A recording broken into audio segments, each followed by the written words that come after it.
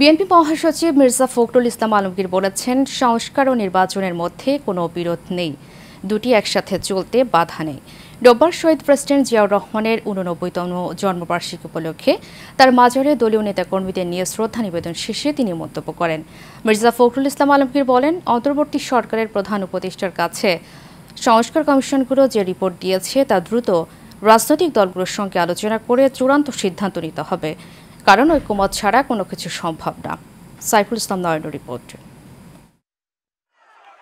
বিএনপির প্রতিষ্ঠাতা শহীদ রাষ্ট্রপতি জিয়াউর রহমান মহান এই নেতার জন্মবার্ষিকী উপলক্ষে রাজধানীর চন্দ্রিমা উদ্যানে জিয়ার মাজার এলাকায় ভিড় করেন নেতাকর্মীরা। এ সময় সিনিয়র নেতাকর্মীদের সাথে নিয়ে দলের প্রতিষ্ঠাতার কবরে ফুল দিয়ে শ্রদ্ধা জানান মহাসচিব মির্জা ফখরুল ইসলাম আলমগীর।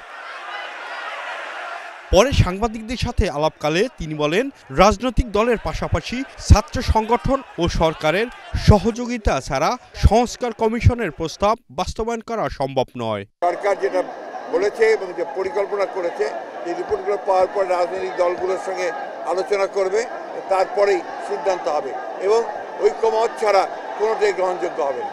সকল মানুষের ঐক্য আরও দৃঢ় হোক এবং অতি অল্প সময়ের মধ্যে যেন একটা নির্বাচনের মধ্য দিয়ে আমরা গণতন্ত্রে ফিরে যেতে পারি, সেই ব্যবস্থাটা কায়েম হোক।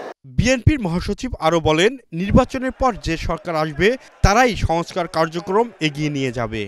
উন্নত বাংলাদেশ নির্মাণের সেই স্বপ্নকে পূরণ করবার জন্য আমরা বাংলাদেশ জাতীয়তাবাদী দল, সকল অঙ্গ সংগঠন আমরা ঐক্যবদ্ধ হয়ে আমরা কাজ করব।